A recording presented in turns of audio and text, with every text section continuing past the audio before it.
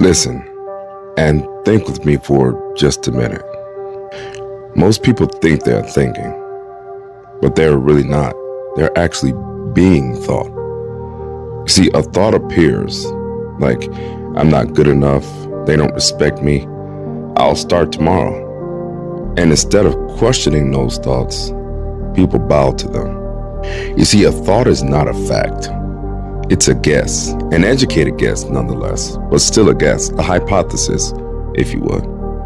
And yet we treat these hypotheses like verdicts, like absolutes, like fact. You see, when a thought arises in your mind, it arrives wearing your voice. And that's where it gets dangerous. That's why it's so deceptive. Because it sounds like you, so you assume it is you. But neuroscience tells us something completely different. That most thoughts are automatic pattern completions, if you would. Predictions based on past memories, fear conditioning, and social imprinting. Your brain is not searching for the truth. It's searching for efficiency. And efficiency sometimes can look like old habits, protecting old wounds, avoiding discomfort. Your brain would rather be consistent than correct. Think about that for a second. Your mind would rather be consistent than correct. That's why it's so important to interrogate your own thoughts. Think about some of the thoughts you have. Let's take you doing something new. You trying something that you've never done before. You may think, I don't want to do that. I don't want to go to the gym and try a new workout. Well, that's not the real thought, is it?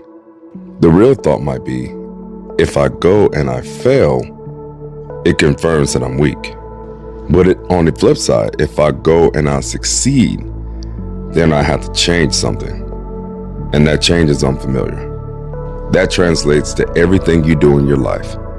You avoid things that are new because of the stories that you've told yourself. You see, and most people stop at that surface level thinking, at that surface narrative. But the surface, that's just camouflage. Underneath all of that camouflage is the actual thing that's keeping you from doing what you need to do. Underneath every avoidance is just fear. Underneath every anger is a wounded expectation. And if you never question that first layer, you'll never meet the real architect of your thoughts. You see, when it comes to interrogating your thoughts, sometimes we don't interrogate those negative thoughts because they reinforce a familiar identity.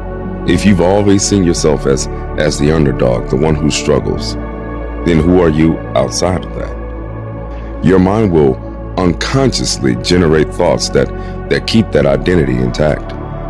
Because identity feels safer than freedom. Because freedom requires uncertainty. And your brain prefers predictable pain over unpredictable growth. That's one of the darkest things about your mind. Think about the job that you hate, that you keep going to. Why do you keep going? Because your brain prefers the predictable pain over unpredictable growth. Let's take the relationship that you're in. The one that you have to sit in the driveway 5-10 minutes to get your mind right before you walk into the house. Why haven't you left yet? Why haven't you gone out and rediscovered yourself by yourself? Because your brain prefers predictable pain over unpredictable growth. But you can interrogate those thoughts. But that interrogation requires separation from your ego, separation from yourself. And that breakthrough happens when you realize that you are not your thoughts. You are only the observer of your thoughts. The moment you can say that's a thought, that's not the truth, you create that space. Try this. When you have a thought, a strong thought, that thought is coming in with your voice, ask yourself, what evidence support this thought? What evidence contradicts it? If someone I loved had this thought, what would I tell them? And what fear is this thought protecting? You see, when you question a thought calmly, it loses its emotional charge. It loses its power. Your unexamined thoughts control your behavior. And your examined thoughts reveal insecurity. That's exactly why we just behave and react based on our emotions, based on our thoughts, based on what our minds are telling us, because those unexamined thoughts control our behavior.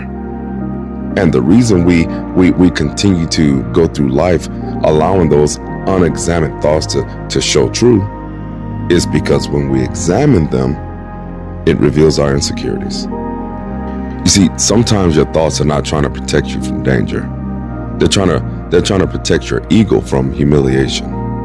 Your ego would rather minimize reality, try to almost reject reality than to face inadequacy. You see, interrogating your thoughts means being willing to see where your pride is hiding. And that takes a lot of courage that most people don't have. You see, when you observe your thoughts for long enough, you notice something weird, something strange. You notice that there are gaps. There are, if you would, moments of silence. And in that silence, there's no insecurities, no anxiety, no identity crisis. It's just awareness. And that awareness is the part of you that's untouched by that mental noise that you hear all day. If you cultivate that space, if you practice in that space, you can stop reacting impulsively. You can stop reacting and you can start responding. You will respond intentionally. And that's your psychological maturity, if you would. You see, your quality of life is not determined by the thoughts that appear. It's determined by the thoughts that you choose to believe. So I challenge you to slow down, interrogate every single thought that you have. Sit with it. Sit with that discomfort instead of trying to escape it.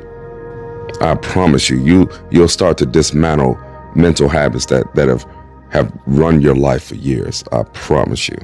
And when you do that, you don't just change your thoughts, you change your identity. And when your identity changes, so does your behaviors. And when your behavior changes, that's when your life starts to flow again. Your mind is not your enemy, but you do have to interrogate it calmly, relentlessly, but intelligently. Because the unexamined thought, it will continue to subconsciously choose a life that you didn't choose for yourself.